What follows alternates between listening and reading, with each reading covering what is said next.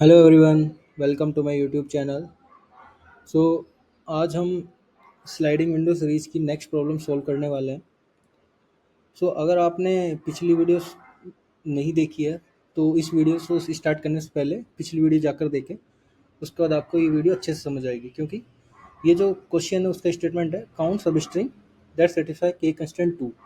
तो इससे पिछली वीडियो में हमने इसका फर्स्ट पार्ट सॉल्व किया था, ये इसका सेकंड पार्ट है। आई थिंक थोड़ा सा रिलेटेड ही है। ये थोड़ा सा उसका एडवांस वर्जन है, वो उसका थोड़ा मीडियम वर्जन था। ठीक है। तो प्रॉब्लम तो ये भी स्लाइडिंग विंडो पे बेस्ड है, बट जैसे इसका टैग करा है ये हार्ड है।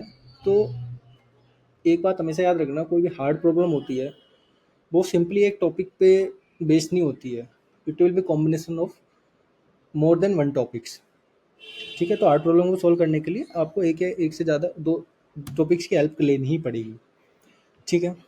तो मेजर इसमें स्लाइडिंग विंडो ही है, तो इसलिए इसको हमने स्लाइडिंग विंडो सीरीज में इंक्लूड किया है। ठीक है।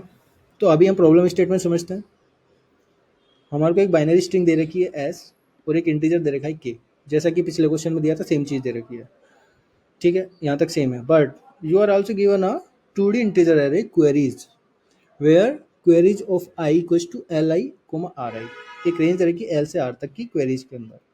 ठीक है, एक क्वेरीज दे दी जो नहीं आई है इस क्वेश्चन के अंदर। बट ओके, तो नेक्स्ट लाइन देखते हैं। एक बाइनरी स्ट्रिंग जो सेटिस्फाई करती है के कंस्टेंट को if either of the following condition holds.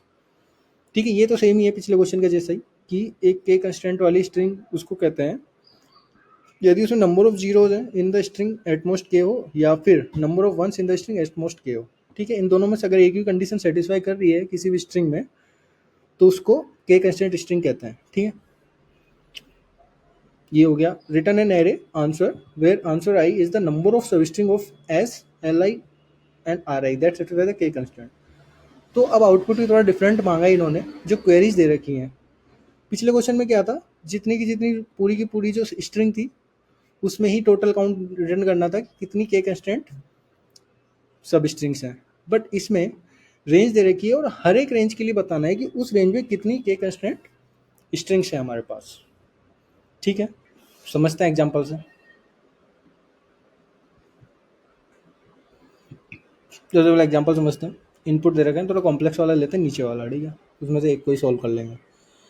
We have given in string S 010101। ठीक है, के की वैल्यू 1 है। क्वेरीज दे रखी है, 3 क्वेरीज दे रखी है। हमें क्या बताना है, 0,5। इस स्ट्रिंग में 0,5 की रेंज में जो स्ट्रिंग निकल के आ रही है उस स्ट्रिंग में कितनी के कंस्टेंट सब स्ट्रिंग है। ठीक है, 1,4 में बताना है, इसी 2,3 में बताना है। ठीक है, आउटपुट आया 15। 0,5 के लिए 15 के कंस्टेंट स्ट्रिंग है, 1,4 के लिए 9 है, 2,3 के लिए 3 के कंस्टेंट सब स्ट्रिंग्स है। ठीक है, तो वही आज क्या है, एक इंटीजर एरे रिटर्न करनी है जहाँ पे आंसर आई क्या बता रहा है, number of substring of S that satisfy the K constant. ठीक है, 3 क्वेरीज है that we need to answer, 0,5, 1,4, 2,3। वही है, we need to find out the count of substring between index of given string जो K constant को satisfy करता है। Same इसके लिए, सेम इसके लिए। 2,3 को कंसिडर करते हैं। Let's check subarrays from the string S the substring between 2,3 is 0,1। Now our main string for this query is 0,1। बाकी से हमें कोई मतलब ही नहीं है।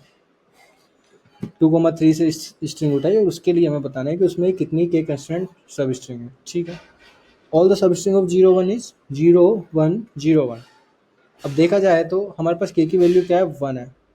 तो 0 एक से एक या एक से कम होना चाहिए, 1 या एक से कम होना चाहिए, कंडीशन थी। इन तीनों में 1 और 0 दोनों एक या एक से कम है, तो तीनों के तीनों के कंस्टेंट है। आंसर इक्वल टू 3 हो जाएगा इस क्वेरी के लिए। ठीक है, सिमिलर मैनर के लिए हम सब स्ट्रिंग चेक करेंगे दूसरी क्वेरीज के लिए, 0,5 के लिए, 1,4 के लिए, और आंसर रिटर्न कर देंगे। ठीक है, अब थोड़ा सा इंट्यूशन पे आते हैं। आपको क्वेश्चन समझ आ गया होगा, पहले वाला के जैसा ही है, बस चेंज क्या कर दिया। पहले वाले में पूरी की पूरी स्ट्रिंग का निकालना था के कंस्टेंट सब स्ट्रिंग्स को, इस वाले क्वेश्चन में क्वेरीज दे दी है और उन क्वेरीज के लिए बताना है।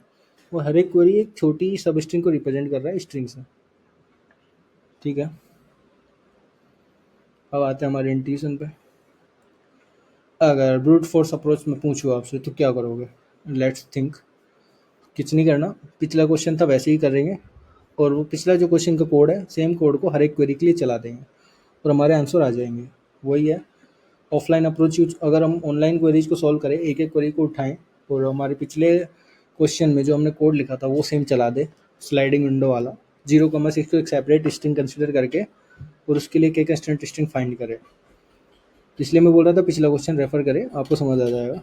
तो ऑनलाइन अप्रोच से तो ऐसा हो जाएगा, बट क्वेरीज का जो अगर आप साइज देखोगे वो 10⁵ है, तो 10⁵ है तो इफिशिएंट होगा नहीं सॉल्व करना इस तरीके से, ये टाइम कॉम्प्लेक्सिटी टीएलई दे देगा, टाइम कॉम्प्लेक्सिटी बहुत हाई हो जाएगी। ठीक है, अब ऑप्टिमाइज कैसे कर सकता है,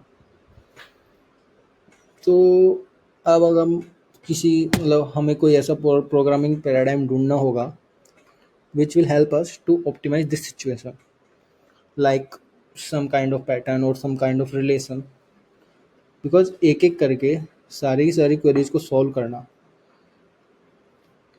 अगर उसकी जगह अगर हम पहले कुछ प्री कंप्यूटेशन करके रख लें और उसको यूज करके, प्री कंप्यूटेशन को यूज करके हर एक क्वेरीज का आंसर दे सके, तो हमारा टास्क क्या था, हमें एक पूरी की पूरी लंबी स्ट्रिंग दे रखी है, उसमें से छोटी छोटी सब स्ट्रिंग्स को क्वेरीज में दे दिया है और उन छोटी छोटी सब स्ट्रिंग के लिए आंसर निकालना है। तो अगर अपन देखें हमारे पास एक ऐसा प्रोग्रामिंग पैराडाइम है जो इस तरह के क्वेश्चन प्रोग्राम को सोल्व करने में हेल्प करता है, जिसमें हमारे को पूरा का पूरा आंसर पता होता है और हमें बीच बीच के आंसर बताने होते हैं, टुकड़ों के मतलब चंक्स के आंसर बताने होते हैं। ठीक है, अगर आप सोच सको तो सोच के देखो एक बार, मैं बताता हूँ। वो होता है प्रीफिक्स सम।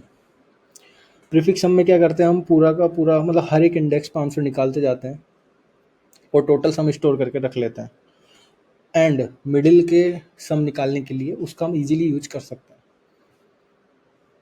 सो जैसे कि मान लो सिंपल प्रीफिक्स सम का एग्जांपल देता हूँ, 1 2 3 4 5 ये हमारी एरे थी, प्रीफिक्स सम निकल के आया 1 3 6 10 15।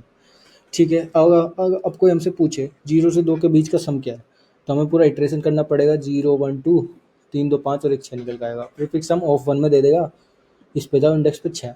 ठीक है, ये तो इजी एग्जांपल है, थोड़ा कॉम्प्लेक्स लेते हैं कि 2 और 4 के बीच का सम कितना होगा, 2 से 4 के बीच का सम कितना होगा। इटरेट ना करना पड़े, डायरेक्टली बता दो एक बार इटरेशन से, बार बार में ऐसी क्वेरी जा रही है तो कुछ नहीं करना। प्रीफिक्स सम ऑफ 4, 0 1 2 3 4, इस 15 का 15 माइनस 3 यानी कि 12, देख लो 2 से 4 तक का सम, 5 4 9, 9 और 3 12। ठीक है, ये निकल कर आ गया और इसने ऑफ 1 में दे दिया। ठीक है, तो कितना टाइम बच गया, हर एक क्वेरीज को इजीली सॉल्व कर सकते हैं। तो क्या हम इसको यूज कर सकते हैं हमारे इस सिचुएशन में? हाँ बिल्कुल कर सकते हैं। हम पूरे के पूरे स्ट्रिंग की हर एक इंडेक्स पे, जैसे 1 3 ऐसे हर एक इंडेक्स पे कितनी के कंस्टेंट सब स्ट्रिंग से वो निकाल सकते हैं बिल्कुल। पिछले क्वेश्चन में वही किया था हमने, पूरी की पूरी स्ट्रिंग का निकाला, तो वही कोड चला के हर एक इंडेक्स पे के कंस्टेंट स्ट्रिंग कितनी है वो निकाल लेंगे और उससे प्रीफिक्स हम एरे जनरेट कर लेंगे। ठीक है, उस समय क्या पता लग जाएगा हर एक इंडेक्स पे टोटल कितनी के कंस्टेंट सब स्ट्रिंग्स हैं।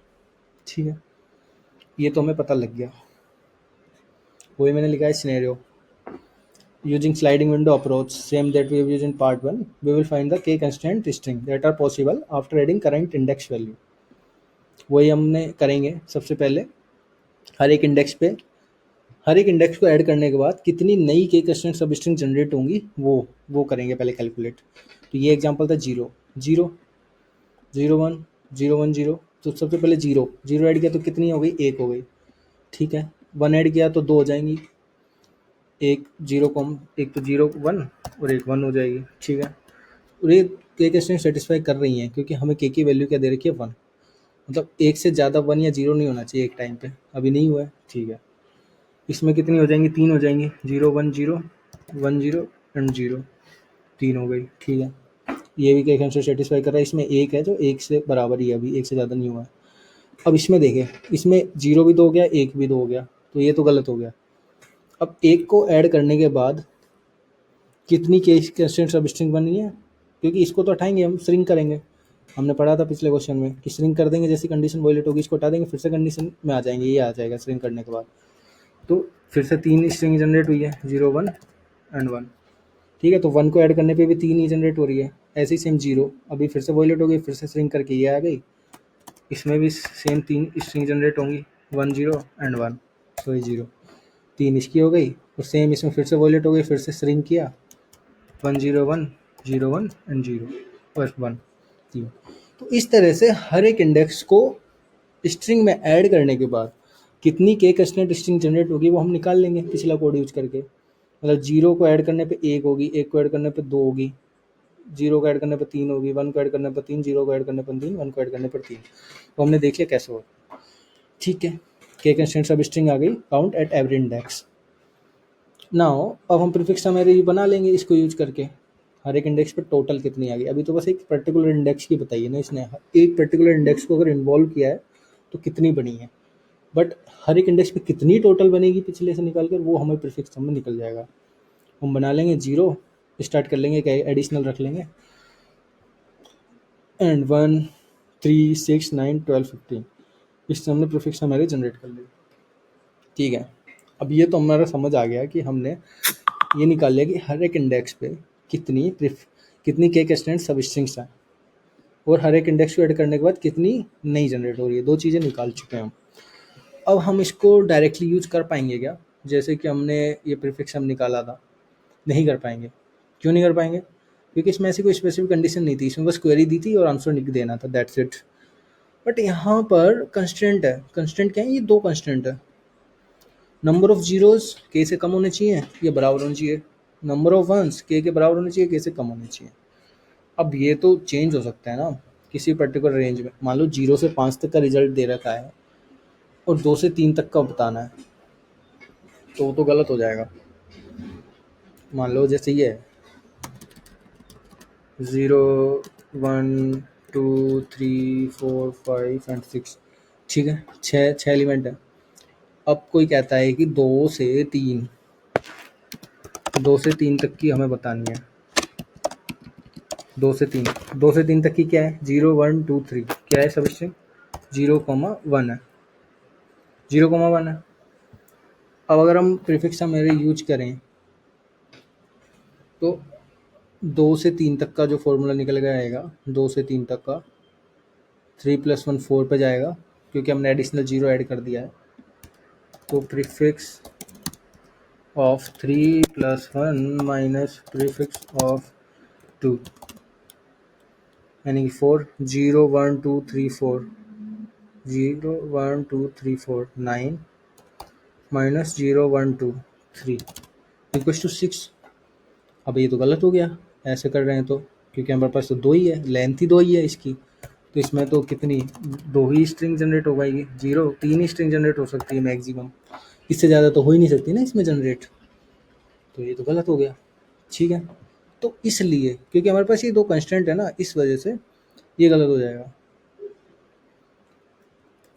तो हमें एक और चीज़ टेस्ट करनी पड़ेगी कि जो करंट गिवन क्वेरीज की रेंज है, करंट गिवन क्वेरीज है वो रेंज में है कि नहीं है, और उसको प्रीफिक्स सम के थ्रू फाइंड कर सकते हैं कि नहीं कर सकते।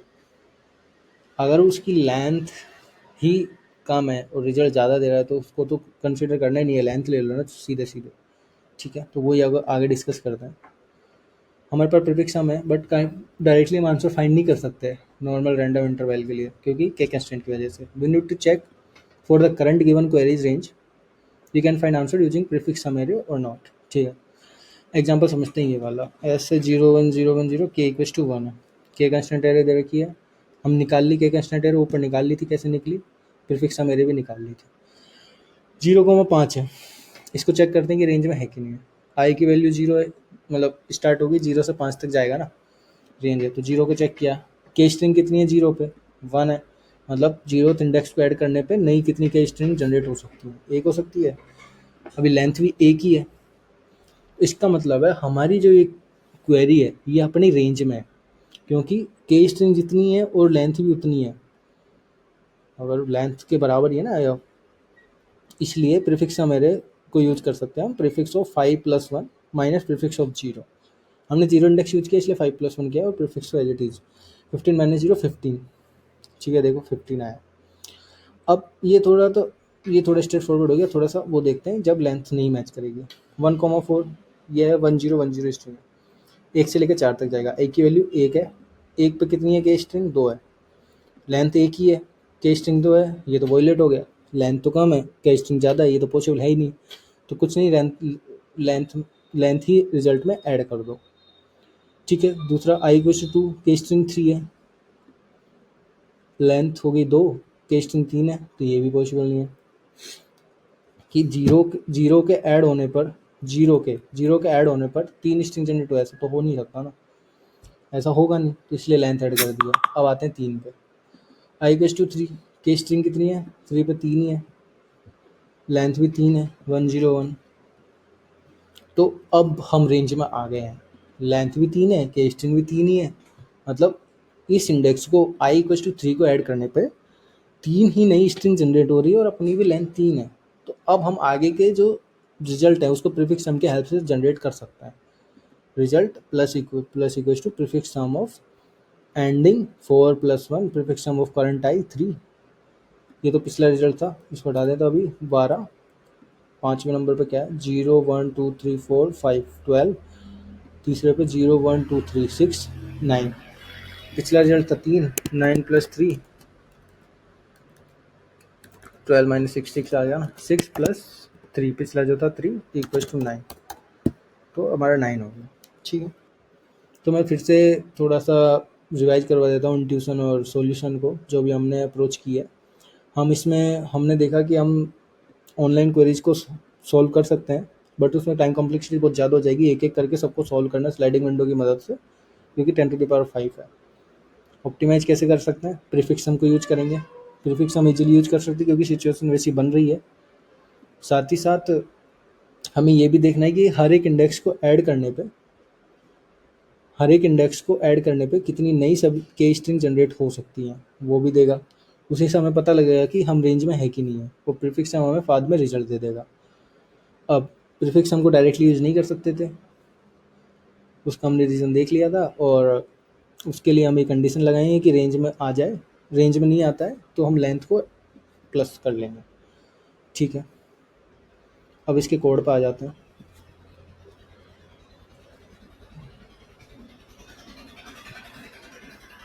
सबसे पहले हम वो निकाल लेंगे कि कितने मैक्सिमम लेंथ की स्ट्रिंग जनरेट हो रही है किसी पर्टिकुलर इंडेक्स को ऐड करने पे।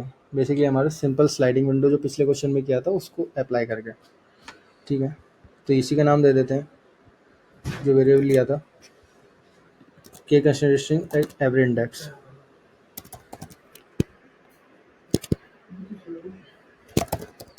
Find strings S comma K, private long हमने लिया, हमें रिटर्न टाइप लॉन्ग ही देना है, तो लॉन्ग में ही सब कुछ कंसिडर करना होगा। Find strings at every index.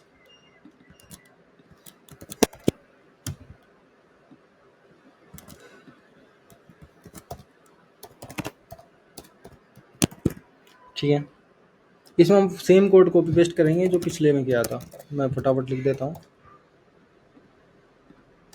L = 0, R = 0, ये स्टार्टिंग एंड एंडिंग पॉइंट हो गए। Count 1 = 0, count 0 = 0।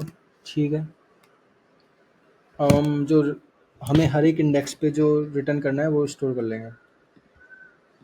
हर एक इंडेक्स को ऐड करने के बाद कितनी के कंस्टेंट स्ट्रिंग जनरेट हो रही है वो इसके एक पर्टिकुलर इंडेक्स, मतलब इस एरे में स्टोर कर लेंगे अपन। New long and S dot length. ठीक है, सेम लेंथ की हो जाएगी। हर एक इंडेक्स ये बताएगा, हर एक मतलब इस एरे की हर एक इंडेक्स की वैल्यू ये बताएगी कि इस पर्टिकुलर इंडेक्स, इस स्ट्रिंग के उस पर्टिकुलर इंडेक्स को ऐड करने पे कितनी नई के कंस्टेंट स्ट्रिंग जनरेट हुई है। जब तक r एस डॉट लेंथ है तब तक हमारी चलेगी loop. And S dot char at of r यदि इक्वल टू 1 है तो काउंट ऑफ वंस को प्लस प्लस कर देंगे, अदरवाइज काउंट ऑफ जीरोज को प्लस प्लस कर देंगे। ठीक है, अब स्ट्रिंग करेंगे, अगर कंडीशन ओवरफ्लो हो जाती है तो count of ones greater than K है, and then count of zeros greater than K है, ठीक है। तब तक हम स्ट्रिंग करेंगे। स्ट्रिंग कैसे करेंगे, अगर एक है तो उसको सब्ट्रैक्ट कर देंगे और ये चलेगा लेफ्ट साइड से L, count of ones minus minus, count of zeros minus minus, and L plus plus. K constant strings at every index are equals to R minus L plus one. इतनी number of strings नहीं generate हो सकती है इस particular index पे। R को plus plus कर देंगे, रिटर्न कर देंगे, ठीक है। ये पूरा का पूरा सेम कोड है जो हमने पिछले क्वेश्चन में लिखा था। हमने क्या किया, पूरी की पूरी स्ट्रिंग में के कंस्टेंट सब स्ट्रिंग्स निकाल लिए, बस पिछले में हमने रिजल्ट में इनको ऐड करते गए थे, ठीक है। ये हमारे निकल के आ गई है। अब अगला स्टेप हमारा क्या था, अब हमें प्रीफिक्स सम जनरेट करना है। प्रीफिक्स सम एरे ले लेंगे, प्रीफिक्स सम, ये भी सेम लेंथ का होगा। एडिशनल ले लेते हैं, ठीक है। For int I equals to 0, ताकि हमें थोड़ा एडिशनल कंडीशन अप्लाई ना करनी पड़े, सिंपल फॉर लूप में हमारा एक बार में काम हो जाए प्रीफिक्स सम जनरेट करने का। So prefix sum of I plus one, prefix sum of I plus max K constant substrings, उनको ऐड करते जाएंगे ना, हर एक इंडेक्स की ऐड करेंगे तो फाइनल टोटल निकल के आ जाएगी हर एक इंडेक्स की पीछे से कितनी आ रही है, ठीक है। आई, ठीक है। अब हमारी दो चीज़ें तो हो गई है, मैक्सिमम लेंथ आ गई है, प्रीफिक्स सॉरी के कंस्टेंट स्ट्रिंग्स आ गए हैं हर एक इंडेक्स पे, हर एक इंडेक्स को ऐड करने पर कितनी के कंस्टेंट स्ट्रिंग जनरेट होगी वो आ गया है, प्रीफिक्स सम आ गया। अब हमें जस्ट क्वेरीज चलानी है और वो कंडीशन चेक करते हुए चलानी है। Results equals to new long, कब तक जाएगा रिजल्ट हमारा जो होगा, क्वेरीज डॉट लेंथ तक का ही होगा ना, क्वेरीज डॉट लेंथ, ठीक है। हर एक क्वेरी को चलाएंगे, I less than queries dot length I plus plus int L equals to left की वैल्यू निकाल लेंगे सबसे पहले, स्टार्टिंग वैल्यू, एंडिंग वैल्यू, दो चीज़ें हो गई हैं। अब हमारी क्वेरी चलेगी यहाँ से यहाँ तक। अब हमें बताएगा लेफ्ट से राइट तक हमें इस रेंज में जाना होगा और चेक करेंगे, अगर रेंज में आ गए तो हमें प्रीफिक्स सम हेल्प करेगा रिटर्न करने में रिजल्ट, अदरवाइज हमें लेंथ को ऐड करते हुए जाना है, जैसे कि हमने इधर देखा, ये कंडीशन चलेगी हमारी, ठीक है। J equals to L, J less than equals to R, J plus plus. हमने सबसे पहले लेंथ निकालेंगे, करंट लेंथ कितनी है जो इंटरवल है उसकी, जे माइनस एल प्लस वन, ठीक है। स्टार्टिंग पॉइंट एल है, करंट इंडेक्स जे है, करंट लेंथ आ गई, ठीक है। यदि इस इंडेक्स को ऐड करने के बाद जितनी के कंस्टेंट सब स्ट्रिंग नहीं जनरेट हो रही है, अगर वो उनका जो काउंट है वो करंट लेंथ है उससे छोटा या बराबर है, इसका मतलब है कि ये पॉसिबल है कि इस जो करंट हमारी स्ट्रिंग चल रही है उसको, उसका आंसर ये दे देगा प्रीफिक्स सम एरे। क्यों दे देगा, क्योंकि हमने ऑलरेडी कैलकुलेट कर चुके हैं प्रीफिक्स सम में। तो result of I plus equals to prefix sum of R plus one minus prefix sum of L, ठीक है। हमारा रिजल्ट आ जाएगा और हम ब्रेक कर जाएंगे इससे। ये ऑलरेडी हमने सारा काउंट कर लिया क्योंकि हम रेंज में हैं। अगर हम रेंज में ही नहीं है तो सिंपली लेंथ को ऐड कर लो ना, ठीक है।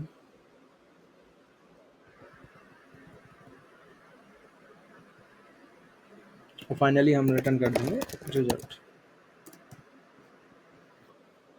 ये सेम ही चीज़ लिखी है जो हमने ऊपर डिस्कस करी थी। अगर आपको समझ नहीं आया हो तो वीडियो को पीछे जाके वापस देख सकते हो कि कैसे हमने चेक किया था। अगर रेंज में है तो प्रीफिक्स हम निकल जाएगा, अगर रेंज में नहीं है तो प्रीफिक्स हम नहीं निकाल सकते, उस लेंथ को ही ऐड कर लो। रीजन क्या था, मान लो एक था, आई इंडेक्स 1 पे आए थे, 1 पे स्ट्रिंग एक ही है, लेंथ एक ही है, के कंस्टेंट स्ट्रिंग कितनी हो रही है, एक इंडेक्स को ऐड करने पर 2 जनरेट हो रही है।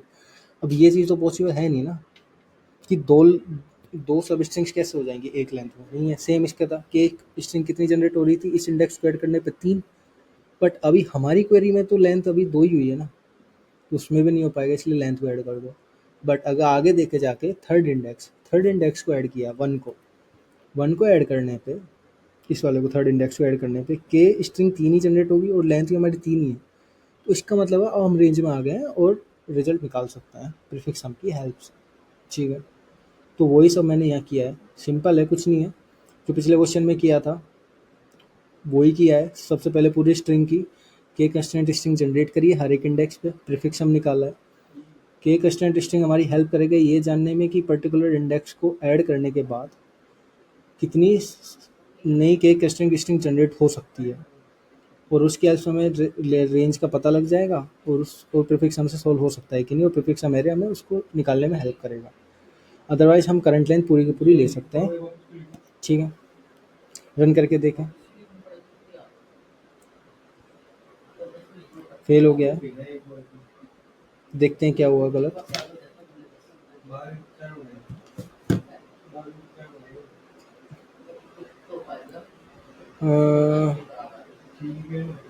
क्वेरीज निकाली, अपन ने क्वेरीज चलाई हैं।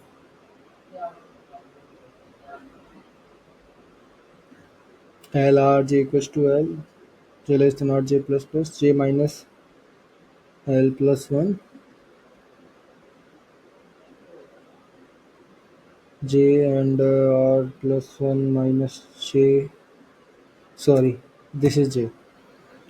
We need to check the last index, not the starting always, because इस वाले एग्जांपल में हमने देखा था कि आई 3 तक आ गया और 3 को ही हमने कंसिडर किया था, स्टार्टिंग 1 को नहीं कर किया था हमने, उसको तो रेंज से हटा दिया था, तो हम रेंज को हटा देंगे तो एल को कंसिडर नहीं करना है हमें। अब चला के देखें, ठीक है, अब चल गया, वही था इशू। सबमिट करें,